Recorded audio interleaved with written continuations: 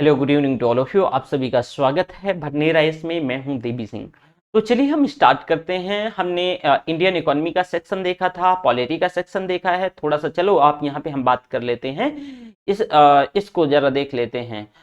ये हिस्ट्री का, क्योंकि मैं ऑप्शनल हिस्ट्री भी पढ़ाता हूँ। तो चलिए इसका एनालिसिस हम देखते हैं। हमारा जो क्वेश्चन नंबर यानी सेट ए है ये, और सेट ए में जो पहला हिस्ट्री का क्वेश्चन है आर्ट एंड कल्चर से है, ये है 31 नंबर। क्वेश्चन क्या है? मुरैना के समीप स्थित 64 योगिनी मंदिर के संदर्भ में निम्नलिखित कथनों पर विचार कीजिए।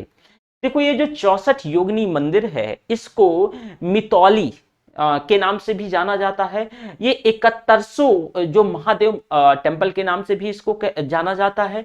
और 1323 ईस्वी में एक देवपाल राजा हुआ करते थे कच्छप घाट डायनेस्टी के, उनने इसको बनवाया था। तो स्टेट, और मैं एक चीज और बता दूं, ये जो राजा इनका, क्योंकि अगला स्टेटमेंट है, तो ये प्रॉपर जो है शैव धर्म के फॉलोअर हुआ करते थे, शैव धर्म की चीजों को प्रोत्साहित करते थे। तो यहां देखो कि यह जो कच्छप घाट राजवंश के शासनकाल में निर्मित एक वृत्ताकार मंदिर है। ठीक है, 1300, एक मिनट, ये जो 1300 करीब आप देखोगे 1323 में देवपाल राजा ने इसको बनवाया कच्छप घाट की। और यह एकमात्र, तो देखो बहुत सारे, भारत जो है एक तरीके से ये कह लो कि टेम्पल ऑफ लैंड रहा है, तो मंदिरों की ये धरती रही है। तो आप ऐसा नहीं कह सकते हो कि एक अकेला ही, ये सामान्य बुद्धि लगा के भी इसे आप एलिमिनेशन फैक्टर से अलग कर सकते हो। तो एकमात्र वृत्ताकार मंदिर नहीं रहा है। ठीक है, तो ये स्टेटमेंट जो है सेकंड रॉन्ग इज रॉन्ग। इसका उद्देश्य इस क्षेत्र में वैष्णव पूजा पद्धति, मैंने अभी क्या बताया था भाई कि यह शैव धर्म को फॉलो करने वाला ये जो सेक्ट हुआ करता था, ये जो डायनेस्टी हुआ करती थी, तो यहां तो वैष्णव है, तो statement third is also wrong. इसके डिजाइन में यह लोकप्रिय धारणा बनी कि वह भारतीय संसद भवन के प्रेरणा स्रोत रहा है। बिल्कुल, जैसे कि भारत का जो संसद भवन एकदम गोलाकार है, वैसे इस मंदिर आप देखोगे तो दोनों एक जैसे लगते हैं। तो स्टेटमेंट 1 और 4, जो चौथा भी राइट है, तो सी नंबर सही है। एलिमिनेशन फैक्टर से मैंने बताया कि भाई एकमात्र, आप यहीं से भी सही कर सकते हैं। एकमात्र लिखा है, दो भी कैंसिल कर दो, ये मतलब ए भी कैंसिल कर दो, बी भी, और ये डी भी, तो ऑब्वियस है कि ये सही होगा। Okay, question number 32। कौन सा प्राचीन नगर अपने उन्नत जल संचयन और प्रबंधन प्रणाली के लिए सुप्रसिद्ध है, जहां बांधों की संख्या का निर्माण किया गया और संबद्ध जलाशयों के नहर के माध्यम से जल को प्रवाहित किया गया, सॉरी, जल को हाँ प्रवाहित किया जाता था। इसमें से देखो कि स्टेटमेंट बहुत आसान है, धौलावीरा, ठीक है, राइट है। कालीबंगा नहीं भाई, राखीगढ़ी भी नहीं, रोपड़ भी नहीं। जो धौलावीरा है ये आर्कियोलॉजिकल साइट इन जो है, ये जो खदीर वेट, ये जो है आपका कच्छ डिस्ट्रिक्ट में पड़ता है। और एक तालुका है बचाऊ, तो बचाऊ तालुका भी पड़ता है। और यहाँ पे जो जल संधारण और मैनेजमेंट, इसकी सभी प्रणाली देखी गई हैं। इसमें से बहुत इफिशियंट जो सिस्टम यहाँ पे था हड़प्पा, ये साइट में से अगर ओवरऑल बात करें तो हड़प्पन ऑफ धौलावीरा में बहुत ढंग से डेवलप्ड हो चुका था। इसमें से जो जल का संरक्षण है, हार्वेस्टिंग है, स्टोरेशन है, ये सारी चीजें डेवलप हो गई थी। तो इसका जो स्टेटमेंट है वो ए राइट है। ओके, एक बेहतर इंजीनियरिंग यहाँ पे आप देखने को मिलती थी जो धौलावीरा में और जल के प्रबंधन को लेकर के। ठीक है, तो आपका जो क्वेश्चन नंबर 32 है वो क्या हो गया भाई? क्वेश्चन नंबर 32 का फर्स्ट सही हो गया। क्वेश्चन नंबर 33 देखो, ये क्वेश्चन नंबर 33 क्या कहता है। इसमें से अगर हम बात करें तो 17वीं शताब्दी के पहले चतुर्थांश, 17वीं शताब्दी के पहले चतुर्थांश मतलब ये 1600 से, ऐसे कर लो, इसका हम 33 को डिस्कस कर रहे हैं तो 1600 लिख लो, क्योंकि इसे क्वेश्चन समझ आना चाहिए। 1600 से यानी 1625 की बात कर रहा है, प्रथम पहले चतुर्थांश की बात कर रहा है, 17वीं शताब्दी का है ना। तो उनमें से इंग्लिश जो ईस्ट इंडिया कंपनी का कारखाना जो है, इसके कारखाने में स्थित है। हमें जो है, हम क्वेश्चन नंबर 33 डिस्कस कर रहे हैं। और इसमें आप देखते हैं कि कहा जा रहा है कि जो ईस्ट इंडिया कंपनी थी, तो 1600-1625 के बीच कंपनी का कारखाना या कारखाने कहां स्थित थे, कंपनी का कारखाना या कारखाने कहां स्थित थे। तो आपको मैं बता दूं, इसमें से भरूच, जी हाँ, स्टार्टिंग में अगर आप देखोगे तो भरूच में ये स्थित था। ये थोड़ी सी टफ टाइप क्वेश्चन था। तो ये भरूच, टीकाकोल और त्रिचनापल्ली, इसको जो है ना, ये टीकाकोल जो लिखा हुआ है, ये इसको अलग तरीके से वो प्रोनाउंसिएट किया करते थे, क्योंकि सही से प्रोनाउंसिएट नहीं कर पाते थे, तो इसको टीकाकोल कर दिया था अंग्रेजों ने, और त्रिचनापल्ली। तो आप देखोगे कि 1615 में जो सर थॉमस रो हैं, ये आते हैं। और इसी के बाद जो है बाद में आप देखोगे कि इनको एक तरीके से कारखाना स्टेब्लिश करने का वो मिल जाता है। तो भरूच ही एक ऐसी जगह है कि इस पहले ये 17वीं शताब्दी के पहले चतुर्थांश में इनने क्या किया था कि मतलब इनने एक फैक्ट्री लगाई थी। ठीक है, क्योंकि देखो, it was in approximately 1612 that the captain Thomas base defeated the Portuguese. तो फिर इसके बाद जैसे ही ये पोर्टुगीज को डिफीट करते हैं, तो सूरत में और ये जहांगीर जो परमिशन इनको दे देते हैं, और जो है 1613 के आसपास ये फैक्ट्री सूरत में ये थॉमस जो है एल्वर्थ के उस पे से ये मतलब उनके अंदर ये इस्टेब्लिश कर देते हैं। ठीक है, तो इसे भी ध्यान रखिएगा। आसान सा क्वेश्चन था, बहुत ज्यादा कोई टफ क्वेश्चन नहीं था ये। इसके बाद बात आती है 34। इसमें देखने में ना, आज ये पीपीटी एक्चुअल में मैंने पीडीएफ को पीपीटी में कन्वर्ट कर लिया है, तो जो पूरी स्क्रीन पे होना चाहिए था, तो ये बहुत छोटा, तो मुझे देखने में खुद ही इशू हो रहा है। शायद आप ना इसे चौड़ा कर लेंगे तो दिख जाएगा क्वेश्चन। देखो, गुप्त वंश के पतन से लेकर के आरंभिक 7वीं शताब्दी में हर्षवर्धन के उत्थान तक उत्तर भारत में निम्नलिखित में से किन राज्यों का शासन था? क्वेश्चन नंबर जो 34 है, जरा इसे नजर डालिएगा। हम देख लेते हैं मगध के गुप्त, ठीक है, ये लेटर गुप्ता की बात हो रही है, इसका मतलब मालवा के परमार, ये अर्ली मेडिवल की बात हो रही है। थानेश्वर की पुष्यभूति हर्षवर्धन, है ना। कन्नौज के मौखरी, देवगिरी के यादव, और बल्लभी के मैत्रक। जरा दोबारा क्वेश्चन को पढ़ो, क्वेश्चन थोड़ा सा एक बार और पढ़ने योग्य है। गुप्त वंश के पतन से लेकर के आरंभिक 7वीं शताब्दी, 7th सेंचुरी, 7वीं शताब्दी में हर्षवर्धन के उत्थान तक उत्तर भारत में किन राज्यों का शासन था? तो मैं आपको बता दूं कि आपको तो इसमें एलिमिनेशन मेथड यूज करना चाहिए। कैसे? देवगिरी के जो यादव हैं, ये मेडिवल के करीब, ये 1200-1300 के आसपास की, ये जो देवगिरी के यादव। तो पहली बात तो ये क्वेश्चन, ये जो स्टेटमेंट 5 इरेज कर लेते हैं, स्टेटमेंट 5 ये क्या हो जाता है भाई, ये यहीं से ये कट डाउन हो जाता है। तो एलिमिनेशन यूज करो। देखो 5 कहाँ है, एक ये है 5 इसमें भी, और एक ये है। तो चलो, ये गया और ये पहला गया। अब जरा मालवा के परमार, यहां पे जरा फोकस करो। मालवा के परमार, मैंने क्या बताया कि भाई ये जो है ये अर्ली मेडिवल की बात हो रही है, तो ये तो 7वीं शताब्दी की भाई बात हो रही है। तो मालवा के परमार 2 नंबर देखो कहां पर है, अगर हम बात करते हैं इसमें से 2 नंबर की, तो देखो यहां पे ये 2 नंबर है, ठीक है। ये पहले से फैक्टर इन दोनों में देखो, इसमें नहीं है और इसमें से, तो ये सी नंबर पे, तो ये भी देखो कैंसिल हो गया, क्योंकि मालवा के परमार ये 7वीं शताब्दी की बहुत बात की बात हो रही है भाई। तो ये जो एलिमिनेशन फैक्टर मान लो इसकी वजह से भी ये, तो अब कौन बचा? बी नंबर बचा। अब कौन बचा? B number. तो इसका ध्यान रखिएगा, ओके। अब इसके बाद अगला हमारा क्वेश्चन है नंबर 35। 35 क्या है? पुर्तगाल लेखक। ये थोड़ा सा टफ क्वेश्चन रहा है, ये जो है मैंने देखा था, तो ये काफी टफ क्वेश्चन रहा है, क्योंकि आप ना, या फिर कोई टीचर, हम लोग क्या करते थे कि एक जब हिस्ट्री पढ़ने या पढ़ाने के दौरान, मतलब किसी भी जो बाहर का कोई, मान लीजिए कि यात्री रहा है या कोई स्कॉलर रहा है, तो उसकी हम किताबों के बारे में डिस्कस बहुत ज्यादा, उसकी हम मतलब उसका डीप डिस्कशन बहुत नहीं करते थे। लेकिन क्वेश्चन अब ऐसा आया है, तो अब जो टीचर्स को भी अपने पढ़ाने के तरीके में बदलाव करने की जरूरत है। जरा देखो, पुर्तगाली लेखक नूनिस के अनुसार विजयनगर साम्राज्य में महिलाएं निम्नलिखित में से किन क्षेत्रों में निपुण थीं? तो कुश्ती, ज्योतिष शास्त्र, और ये इसका क्या है, इसे थोड़ा सा हम क्या कर लेते हैं, जूम कर लेते हैं, है ना। हाँ, लेखाकरण और भविष्यवाणी।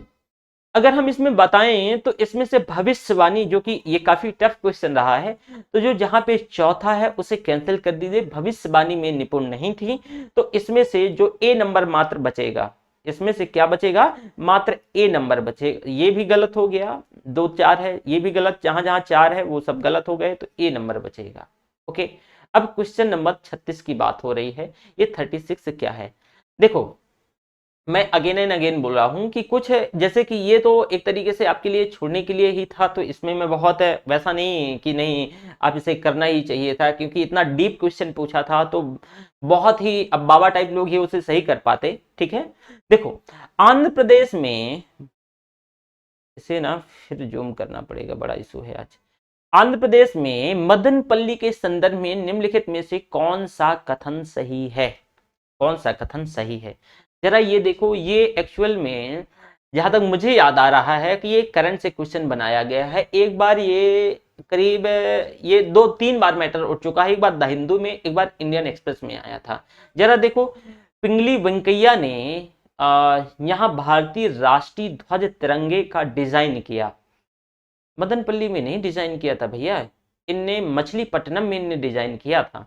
तो जो स्टेटमेंट फर्स्ट है वो गलत। पट्टाभी सीतारमैया ने यहाँ आंध्र प्रदेश में भारत आज छोड़ो आंदोलन का इनने नेतृत्व किया, ये यहाँ नहीं नेतृत्व किए थे, इनने कन्नूर और वहीं से अरेस्ट भी हुए थे, तो स्टेटमेंट भी गलत। रविन्द्रनाथ टैगोर ने यहाँ राष्ट्रगान को बांग्ला से अंग्रेजी में अनुवाद किया। जी हाँ, यहाँ इनके एक फ्रेंड हुआ करते थे, और ये भी एक काफी टफ क्वेश्चन रहा है। इनके यहाँ एक फ्रेंड हुआ करते थे और इनको इनवाइट किया था, तो ये बच्चों की स्कूल में ये बंगाली में मतलब गाते थे, तो बच्चों ने इनसे रिक्वेस्ट करी थी, तभी इनने बांग्ला से फिर इनको अंग्रेजी में मतलब गाया था। तो ये मदनपल्ली ही था वो क्षेत्र, तो इस वजह से जो है इसका आंसर सी है। ये हार्डकोर मतलब उसमें चर्चा में था, ये डायरेक्टली द हिंदू से क्वेश्चन आया हुआ है, ये डायरेक्टली द हिंदू से है। अगला इंडियन एक्सप्रेस में भी आया था। ठीक है, अब अगला है मैडम ब्लावस्की तथा कर्नल ऑलकॉट ने सबसे पहले यहाँ थियोसॉफिकल सोसाइटी का मुख्यालय स्थापित किया। नहीं, ये तो कहाँ है, यहाँ था, इसका न्यूयॉर्क, न्यूयॉर्क में था ना, मतलब मुझे करेक्ट नहीं है, थोड़ा करेक्ट कर दीजिएगा। न्यूयॉर्क में, शायद न्यूयॉर्क से जर्मन में शिफ्ट हुआ था शायद, लेकिन आपको आंसर यहाँ पे सी नंबर मिल गया है। ठीक है, तो ये ध्यान रखिएगा कि इसका आंसर जो है एक्चुअल में सी है। ठीक है, तो इसमें से जो ये मैडम ब्लावस्की हैं, ये करीब इनका जो टाइम 1831 से 1891, और इसमें से जो ऑलकॉट, तो इस जो इंस्पायर्ड थे ये Indian through and culture founded the theosophical society in, शायद ये न्यूयॉर्क में था। न्यूयॉर्क से ने जो यूनाइटेड स्टेट्स का न्यूयॉर्क है, तो वहां से इनने सबसे पहले इनका ये इस्टेब्लिश हुआ था, इसका जो हेडक्वार्टर था, फिर ये जर्मनी ट्रांसफर कर लिए थे न्यूयॉर्क, मुझे याद आ रहा है। ठीक है, तो एक ये रहा है 36 का। और 37 नंबर, तो एक मिनट, 37 का इंग्लिश में कहा, हिंदी में क्या कहा है। ऐतिहासिक स्थान ख्याति का कारण बुर्ज होम, शैलकृत देव मंदिर, और ये दिख नहीं रहा है तो इसे जूम करना पड़ेगा। चंद्रकेतुगढ़, टेराकोटा कला, गणेश्वर ताम्र कलाकृतियां। तो बुर्ज होम जो है ये गलत है।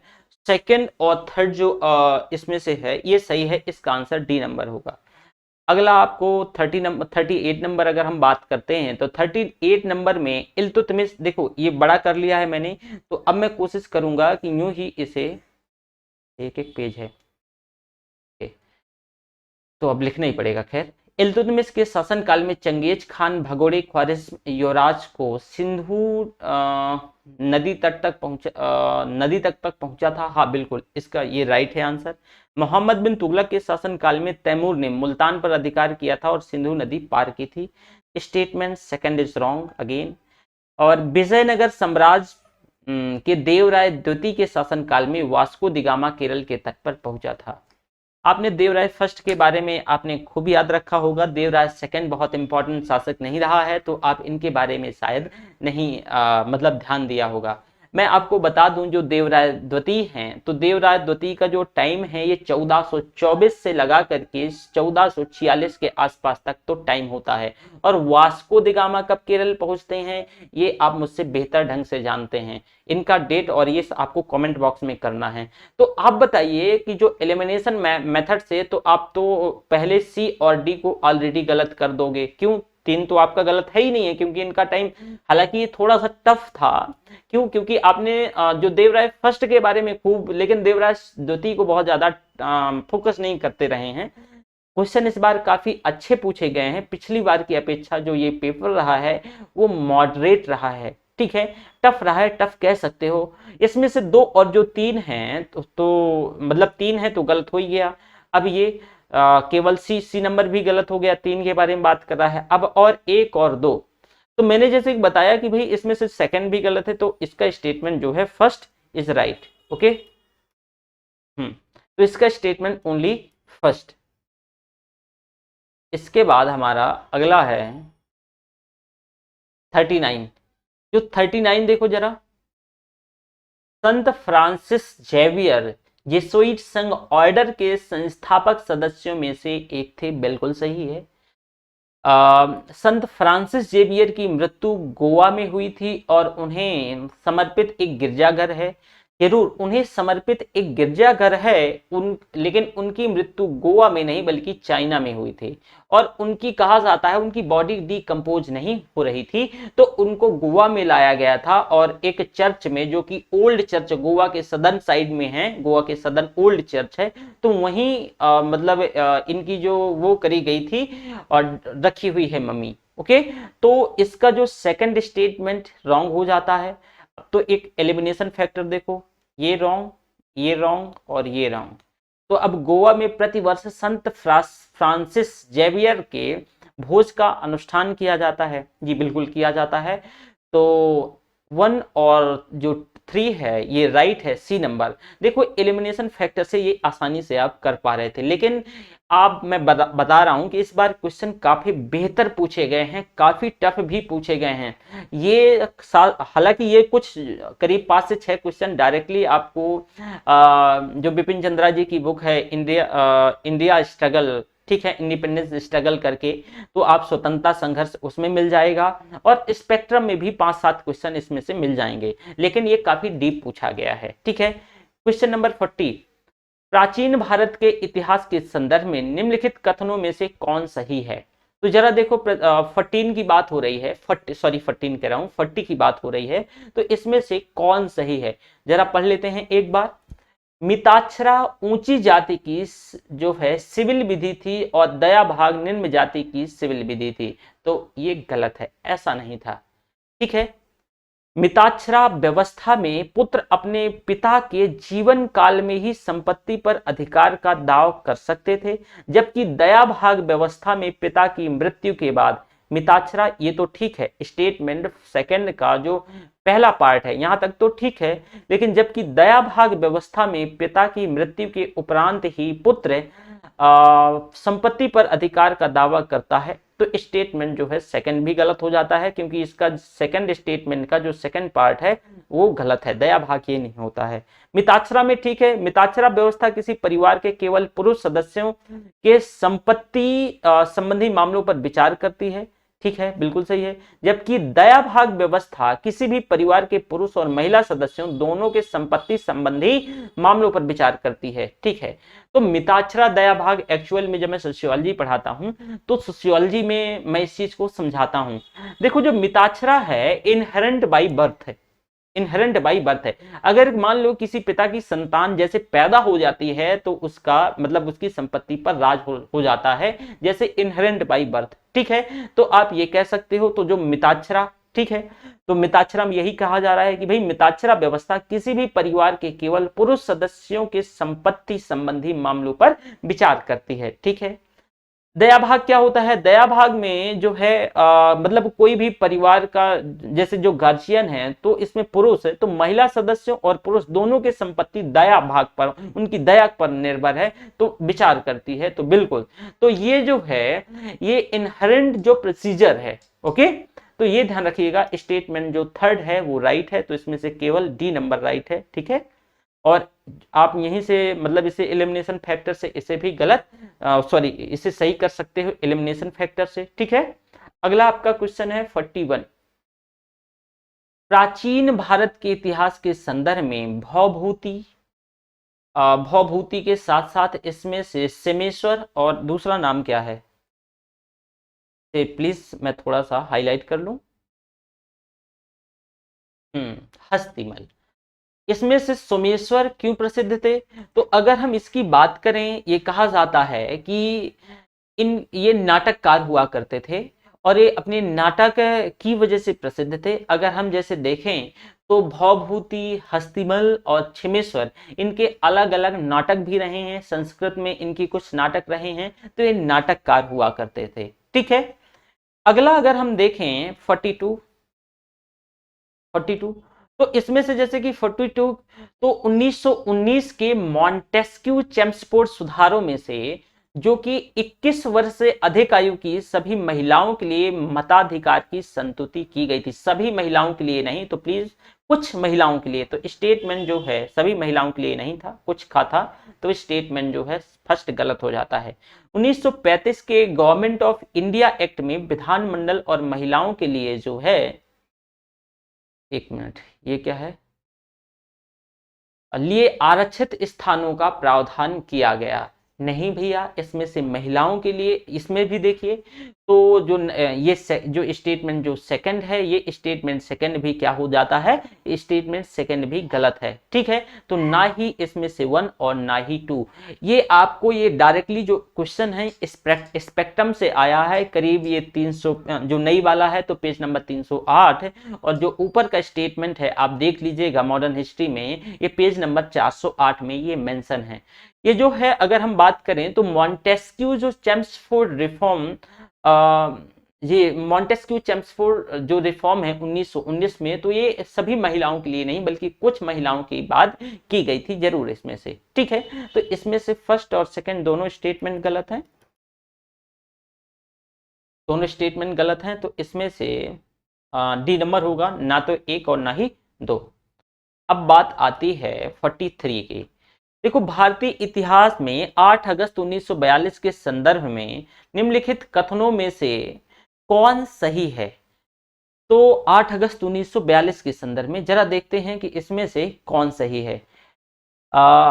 AIC द्वारा भारत छोड़ो आंदोलन को अंगीकार किया गया। इसमें से वायसराय की एग्जीक्यूटिव काउंसिल का इंग्लिश में दिख रहा है, with reference to 8 अगस्त यानी 8 अगस्त 1942 in India history, which one of the following statement is correct? The Quit India resolution was adopted by AICC। बिल्कुल, जो क्विट इंडिया मूवमेंट रेजोल्यूशन है तो ये जो है अडॉप्ट किया गया था 8 अगस्त 1942 को, ठीक है। वेल, इसके बाद The Viceroy Executive Council was expanded to include more Indians। नहीं, गलत है। The Congress ministers resigned in the 7 provinces। ये भी गलत है, ये 1942 की घटना में से नहीं है, ठीक है। और क्रिप्स जो है proposed in Indian union with the full dominion status under क्या है, once the second world war was over. देखो, क्रिप्स मिशन जो है मार्च, ये बात हो रही है अगस्त की, और जो क्रिप्स मिशन है मार्च 1942 में जो है ये आया था। इसको सर स्टेफर्ड क्रिप्स जो हेडेड कर रहे थे, और इसमें से कॉन्स्टिट्यूशनल जो प्रपोजल्स हैं तो उनका मतलब इंडियन के सपोर्ट में जो कॉन्स्टिट्यूशनल उनकी बात करी गई थी। इसके बाद जो Congress ministerial decided to resign on October 1939 for the CWC meeting, जो कांग्रेस की जो मीटिंग थी, वर्किंग कमेटी की मीटिंग हुआ करती थी, कांग्रेस वर्किंग कमेटी की, तो 1939 में से क्या किया गया था कि यह निर्णय लिया गया था। तो ये जो घटना है आप देखोगे ये 39 की है, 1939 की है, ओके। तो इस वजह से जो इसका स्टेटमेंट मात्र क्या है, ए नंबर सही है, ठीक है ना। इसके बाद देखो, ये जो है ये the viceroy executive council was expanded to the include more Indians. ये एक्चुअल में ये जो घटना है ये 1941 की है, ये 1941 की, और बात यहाँ 8 अगस्त 1942 की। तो स्टेटमेंट जो फर्स्ट सही है कि quit India movement resolution was adopted by AICC यानी 8 अगस्त 1942। ओके, चलो अगला क्वेश्चन। इनमें से कौन सी, बहुत छोटा है, बिल्कुल भी दिखता नहीं है एक्चुअल में, इनमें से कौन सी अंग्रेजों ने अनुदित प्राचीन भारतीय धार्मिक गीत काव्य जो है सॉन्ग्स फ्रॉम प्रिजन के संबंध में, इसे थोड़ा सा हाईलाइट करते हैं। एक्चुअल में जब मैं इसे जूम कर लूं लेकिन फिर लिखने में समस्या होती है क्योंकि उस टाइम ये वर्क नहीं करता है, तो थोड़ा सा लिखने में भी देखने में समस्या होती है। देखो हमारा जो 44वां नंबर का क्वेश्चन है कि इनमें से कौन अंग्रेजी में अनुदित प्राचीन भारतीय धार्मिक गीत काव्य जो है सॉन्ग्स फ्रॉम प्रिजन से संबद्ध है। ये एक्चुअल में ये जो जब जेल में थे मोहनदास करमचंद गांधी, तो ये उनके द्वारा ये गीत काव्य उनकी ही अंग्रेजी में ये रचना थी। उनकी एक बुक है, आप देखिएगा, ये आप गूगल करिएगा तो मिल जाएगा। तो ये किससे, मोहनदास करमचंद गांधी की है। ओके, अब आता है 45, प्राचीन काल भारत के संदर्भ में निम्नलिखित में से कौन सा आकार की दृष्टि से आरोही, ध्यान से सुनना, बढ़ने क्रम में, बढ़ते क्रम में, आरोही क्रम में सही अनुक्रम है।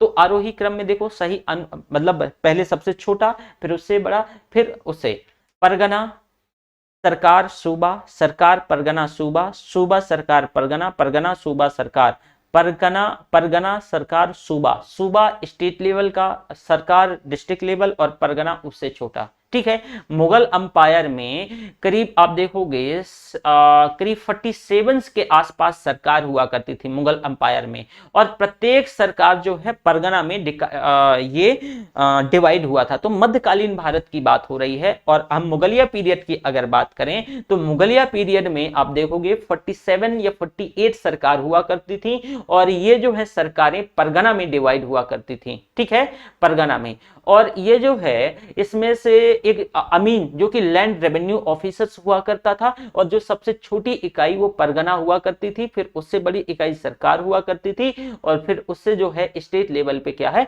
सूबा हुआ करती थी। ठीक है, अब एक मिनट, 46 देखो, इनमें से कौन सेक्रेटरी के रूप में हिंदू फीमेल स्कूल से संबद्ध थे जो बाद में बेंथ्यून फीमेल स्कूल के नाम से जाना जाने लगा। बहुत, अगर ये देखो, ये तो फैक्चुअल क्वेश्चन है और उम्मीद करता हूं ये क्वेश्चन को तो आपको कर जाना चाहिए था। एक्चुअल में जो ये है अगर हम देखें तो इसका आंसर आप मुझे बताइए कि कौन सा व्यक्ति, यानी इनमें से कौन सी सेक्रेटरी के तौर पे हिंदू फीमेल स्कूल के नाम से संबद्ध थी, जो कि बाद में बेंथ्यून फीमेल स्कूल के नाम से भी मतलब इनके नाम से जाना जाने लगा।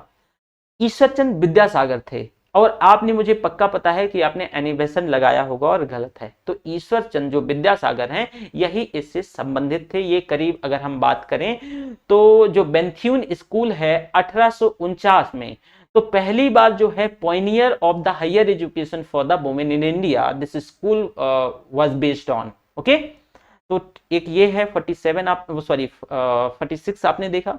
47, औपनिवेशिक भारत के संदर्भ में शाह नवाज़ खान, प्रेम कुमार सहगल, गुरबख्श सिंह ढिल्लो 47 का कह रहा है। तो इसमें से किस लिए याद किए जाते हैं, आपको याद है? इसका तो बहुत आसान सा है, देखो, स्वदेशी और बहिष्कार आंदोलन के नेता के तौर पे, 1947 की अंतरिम सरकार के सदस्यों के तौर पे, संविधान सभा के प्रारूप समिति के सदस्यों के तौर पे, और आजाद हिंद फौज इंडियन नेशनल आर्मी के अधिकारियों के तौर पे।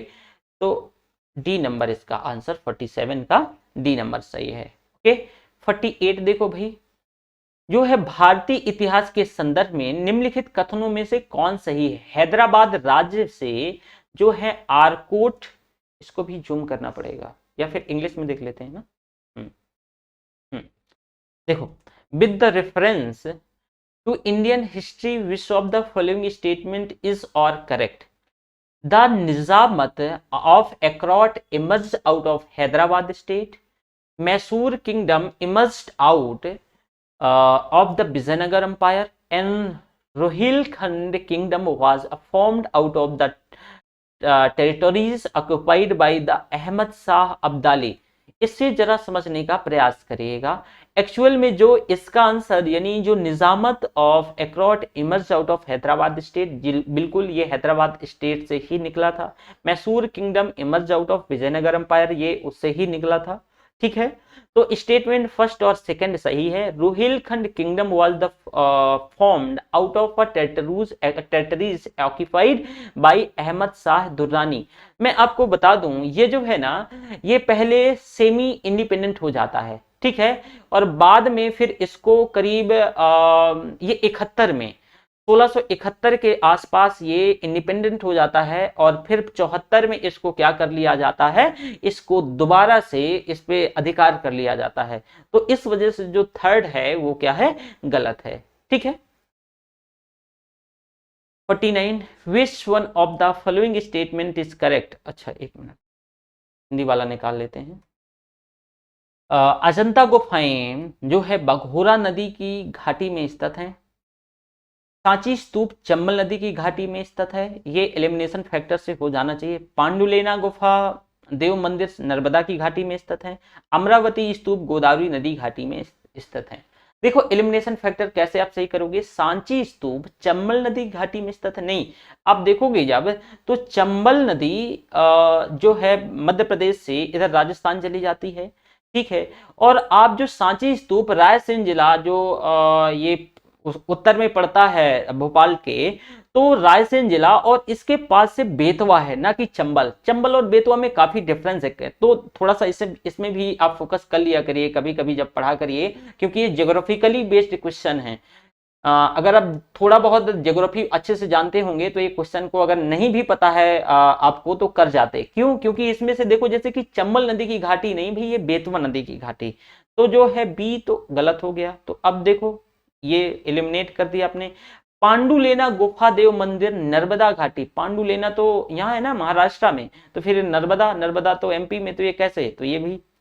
अमरावती स्तूप गोदावरी नदी जो घाटी में स्थित है, नहीं, अमरावती स्तूप जो है गोदावरी नदी घाटी में स्थित नहीं है भाई। जो अमरावती स्तूप है ये कृष्णा नदी घाटी,